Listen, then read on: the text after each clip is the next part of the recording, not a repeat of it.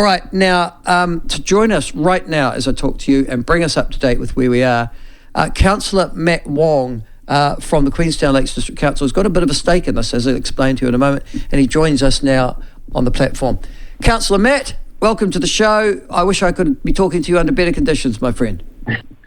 Yeah, hey, look, it is what it is, right? And you got to roll with the punches. And I guess if the last 3 years have taught us anything, that you can expect anything to happen, and you've just got to work your way through it. Matt, you're not just an elected councillor, but you're also a business person of some renown in the region and the district in particular. Can you explain to me how that business has been impacted by not just obviously the weather event of the last 12 to 24 hours, but also of the water issue? Yeah, sure. It's the business I own and operate is I Fly Indoor Skydiving on Brecken Street, which is just below the gondola base there. And we've been operating for around about 5 years. And so, 2 years in, we have COVID and then succession of events. Certainly in the last week or so, there's a few more challenges being thrown at us with cryptosporidium and the boil water notice for a large part of Queenstown. And in terms of that perspective, it hasn't really affected our business per se because we don't serve food and beverage, but around us there's a lot of hospitality businesses that certainly are in a difficult situation. There's hotels as well who have guests who would like to be able to run their water, and I assume there's probably some that have got sick. So that's been the first challenge, and just trying to stand businesses back up and figure out how we're going to work through the next few weeks, if not months, until we get that protozoa barrier in place to meet the criteria we need to. And then secondly, obviously today has been a bit of a shocker for us. And the fact that Brecken Street and much of that sort of area up around the gondola has been closed while Civil Defence gets in there and has a really good look at the situation, assesses that slip, and figures out whether it's safe for us to open the road again. So obviously all the businesses that are up on Brecken Street are affected today because no one can trade at the moment. And this is, we're now in Australian school holidays, so we are seeing Australians here.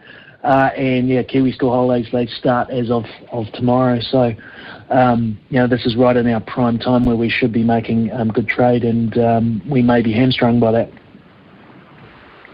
You topped the ward actually quite easily, the Queenstown Wakatipu ward at the last elections. Is this your first term on the council?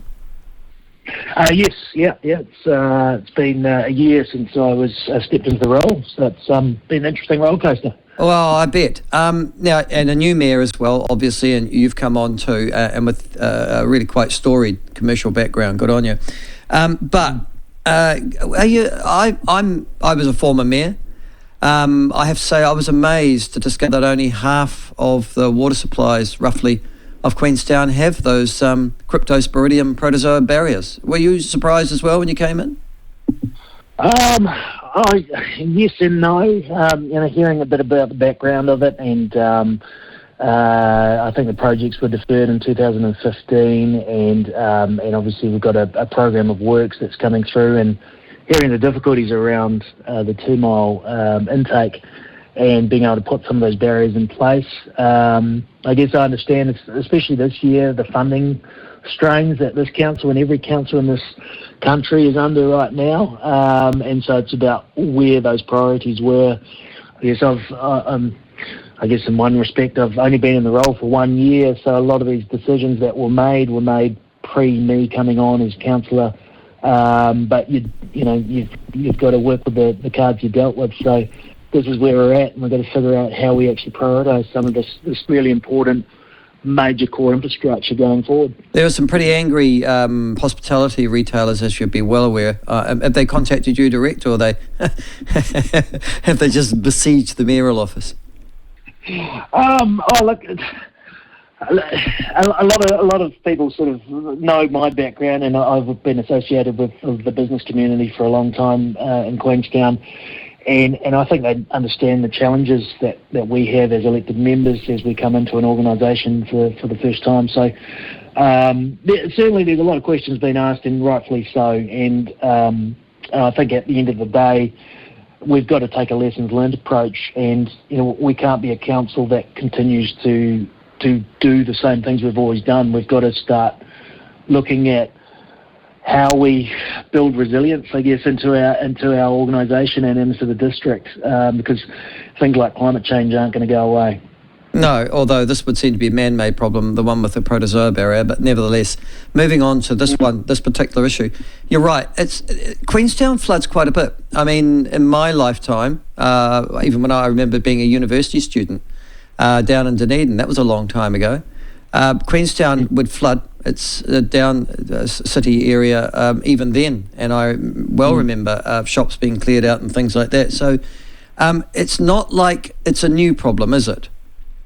No, it's a bit like the housing crisis. It's been around for decades, if not centuries.